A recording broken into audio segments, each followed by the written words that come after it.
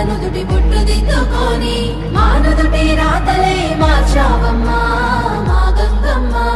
ఊరికొక్క పేరుతోటి 1000 రూపాయలతోటి లక్ష లక్షణాలతోటి కోటి కాంతులతోటి జగాలేలే తల్లి